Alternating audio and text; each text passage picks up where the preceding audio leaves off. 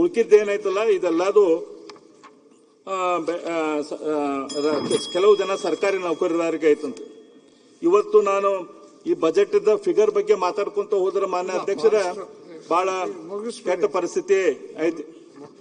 ನಾನು ಇವತ್ತು ಅತ್ಯಂತ ಹೆಚ್ಚಿನ ಪ್ರಮಾಣದ ಸಾಲ 1,32,000 ಕೋಟಿ ಸಾಲ ಈ ಸರ್ಕಾರ ಮಾಡೈತಿ. ಸಿದ್ದರಾಮಯ್ಯನವರು ಪ್ರಪೋಸ್ ಮಾಡ್ತಿದ್ದಾರೆ.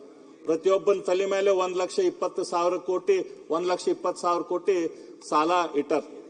ಹಿಂದೆ ನಮ್ಮ ಬಸವರಾಜ ಬೊಮ್ಮಾಯಿ ಅವರು ಕೊನೆಯ ಬಜೆಟ್ ಅನ್ನು ಏನ್ ಕೊಟ್ರಲ್ಲ, ಅವಾಗ ಬಜೆಟ್ ಸೈಜು 2,65,000 ಕೋಟಿ ಇತ್ತು. ಇವತ್ತು 4,48,000 ಕೋಟಿ ಆಗೈತಿ.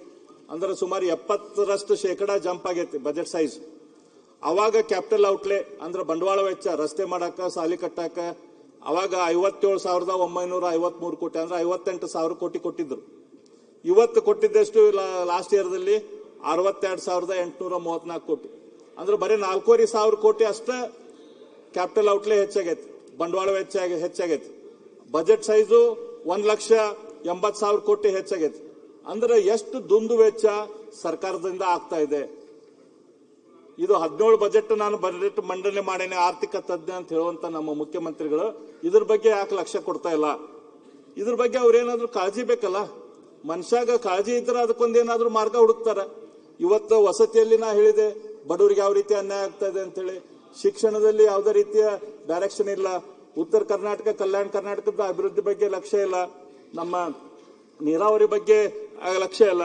ಹಂಗಾಗಿ ಇವತ್ತು ಈ ಬಜೆಟ್ದಲ್ಲಿ ಇದೊಂದು ನಾನು ಏನ್ ಬರ್ತೇನಂತಂದ್ರೆ, ಗುಳಪ್ಪ ಮೇಟಿ ನಮ್ಮ ರೈತರೇನ್ ಕೂಡಿದ್ರಲ್ಲ ಅವ್ರೇನ್ ಹೇಳಿದ್ರು, ತಮ್ಮ ಖರ್ಚು ಕಡಿಮೆ ಮಾಡು, ದುಡಿಮೆ ಹೆಚ್ಚು ಮಾಡು, ಸಾಲ ಮಾಡಿ ತುಪ್ಪ ತಿನ್ಬೇಡ, ಮುಂದಿನ ಪೀಳಿಗೆಗೆ ಸಾಲ ಬಿಡೋದು ಬೇಡ ಅಂತೇಳಿ ಆ ರೈತರ ಹೇಳಿದ್ರು. ಆ ಬಡ ರೈತನಿಗೆ ತಿಳಿತೈತಿ, ನಮ್ಮ ಮುಖ್ಯಮಂತ್ರಿಗಳಿಗೆ ತಿಳಿದಿಲ್ಲ. ಹಂಗಾಗಿ ನಾನು ಇನ್ನೊಂದು ವಚನ ಅಂತ ಹೇಳಿ ಈ ನಂದ ಬಜೆಟ್ ಭಾಷಣ ಮುಗಿಸಾಕ ಇಚ್ಛೆ ಪಡ್ತೇನೆ. ನಾ ಇನ್ನೊಂದು, ಕೈಲಾದವನಿಗೆ ಕಡವೇ ಸಾಕ್ಷಿ. ಕಡ ಅಂತಂದ್ರೆ ಸಾಲ. ಯಾರಿಗೆ ದುಡ್ಯಾಕ್ ಆಗುದಿಲ್ಲ, ಕೆಲಸ ಮಾಡಕ್ ಆಗುದಿಲ್ಲ, ಕೈಲಾದವನಿಗೆ ಕಡವೇ ಸಾಕ್ಷಿ ಎಂಬಂತೆ ಗ್ಯಾರಂಟಿ ಕೊಡಲು ಸಾಲವೇ ಆಧಾರವಾದರೆ, ಗ್ಯಾರಂಟಿ ಕೊಡಾಕ ಸಾಲವೇ ಆಧಾರವಾದರೆ ಮುಂದಿನ ಪೀಳಿಗೆಯ ಭವಿಷ್ಯವು ಮಣ್ಣು ಪಾಲಾಹುದು ಮರಳ ಸಿದ್ದೇಶ್ವರ. ಕೈಲಾದವನಿಗೆ ಕಡವೇ ಸಾಕ್ಷಿ ಎಂಬಂತೆ ಗ್ಯಾರಂಟಿ ಕೊಡಲು ಸಾಲವೇ ಆಧಾರವಾದರೆ ಮುಂದಿನ ಪೀಳಿಗೆಯ ಭವಿಷ್ಯವು ಮಣ್ಣು ಪಾಲಾಹುದು ಮರಳ ಸಿದ್ದೇಶ್ವರ ಅಂತ ಹೇಳಿ ನಾನು ಹೇಳಕ್ ಇಚ್ಛೆ ಪಡ್ತೇನೆ. ಮಾನ್ಯ ಅಧ್ಯಕ್ಷರೇ, ಇದೊಂದು ಬಜೆಟ್ ಅಲ್ಲ, ಇದು ಒಂದು ಸಾಲದ ಹೇಳಿಕೆ ಆಗೈತಿ. ಇದು ಕರ್ನಾಟಕ ಎಲ್ಲಿಗೆ ವೈಯಾಗ್ತೈತಿ ಅಂತಂದ್ರೆ ಇದು ಸಾಲದ ಕೂಪಕ್ಕೆ ವೈಯಾಗ್ತೈತಿ. ಸರ್ಕಾರ ಸಿದ್ದರಾಮಯ್ಯನವರು ಬಣ್ಣದ ಮಾತುಗಳ ಭ್ರಮಾಲೋಕದ ಮೂಲಕ ಈ ಆಯವ್ಯಯ ಮಂಡಿಸಿದ್ದಾರೆ. ಇದು ಕನ್ನಡಿಗರ ಭವಿಷ್ಯದ ಮೇಲೆ ಒಂದು ಎಳೆದಿರುವಂತ ಆರ್ಥಿಕ ಮರಣ ಶಾಸನ ಅಂತೇಳಿ ನಾ ಈ ಸಂದರ್ಭದಲ್ಲಿ ಹೇಳಿ, ಕಾಂಗ್ರೆಸ್ಸಿಗರಿಗೆ ಪಾಲಿನ ಆಕ್ಷೇಪ ಪಾತ್ರ ಆಗಿರ್ಬೋದು ಇದು, ಆದ್ರೆ ಕನ್ನಡಿಗರ ಪಾಲಿಗೆ ಇದೊಂದು ಖಾಲಿ ಚೊಂಬು ಆಗೈತಿ ಈ ಬಜೆಟ್ ಅಂತ ಹೇಳಿ ನನ್ನ 4 ಮಾತುಗಳನ್ನು ಮುಗಿಸ್ತೇನೆ. ಸನ್ಮಾನ್ಯ ಅಧ್ಯಕ್ಷರೇ,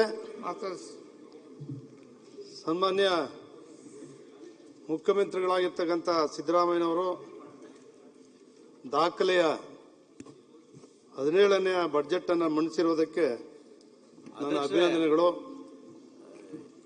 ಸನ್ಮಾನ್ಯ ಶ್ರೀ ಸಿದ್ದರಾಮಯ್ಯನವರು 1994ರಲ್ಲಿ ನಡೆದಂಥ ವಿಧಾನಸಭಾ ಚುನಾವಣೆಯಲ್ಲಿ ನಾನು ಒಂದು ಪುಟ್ಟ ಬಾಡಿಗೆ ಮನೆಯಲ್ಲಿದ್ದೆ.